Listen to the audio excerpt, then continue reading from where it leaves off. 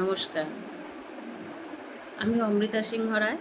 সবাইকে আমার অমৃতা সিংহ রায় music tutorial and বাণী কথায় স্বাগত।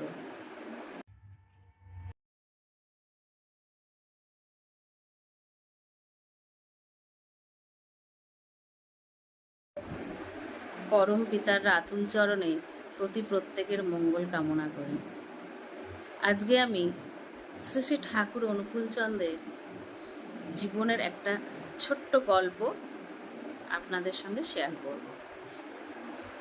গল্পটা হচ্ছে হারান ঠাকুরের ছোট গল্প।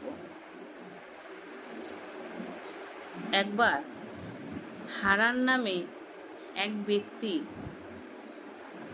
খুব দুর্দশায় পড়েছে। চাষের জমি ছাড়া তার আর কিছুই নেই, কিন্তু সেই সময় তার চাষবাসও ভালো যাচ্ছে না এবং চাষবাস থেকে তার কোনো আয় হচ্ছে না, সংসারও অচল হয়ে পড়েছে। সেই সময় সেই ব্যক্তি ঠাকুরের কাছে এসে জানায় যে, ঠাকুর, আমার পক্ষে সংসার চালানো খুব দুষ্কর হয়ে উঠেছে। চাষবাস একদম ভালো চলছে না, ভাত রান্না করার মতন চালটুকু পর্যন্ত সংসারে নেই। এখন কি উপায়? আমি কি উপায়ে সংসারকে এগিয়ে নিয়ে যাব এবং পরিবারের মুখে অন্ন জোগাবো?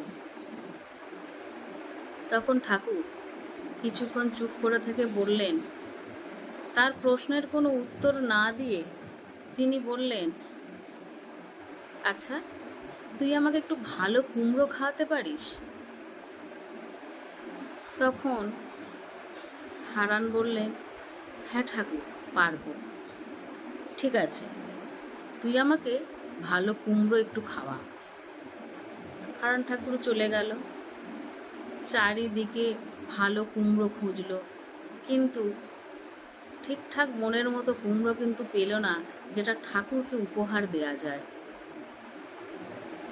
তাই হারান ভাবলো যে, দেখি তো হাট থেকে ভালো কুমড়োর বীজ নিয়ে আসি।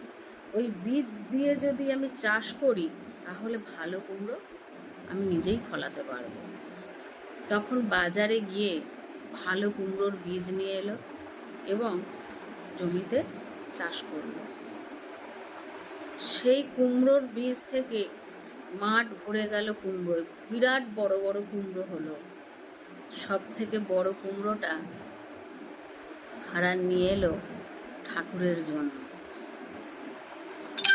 তারপর তার জমিতে যা কুমড়ো হলো, সেই কুমড়ো বিক্রি করে ভালো রকম রোজগার হলো এবং সেই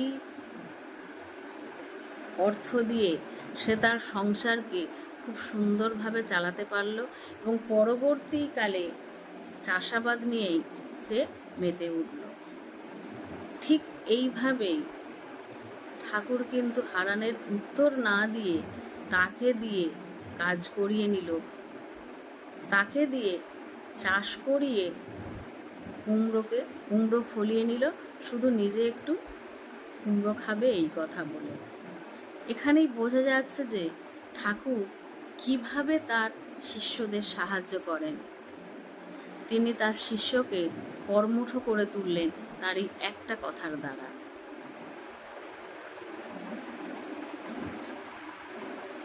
আর এইভাবে হারানের দুঃখ কিন্তু দূর হলো ঠাকুরের আশীর্বাদে।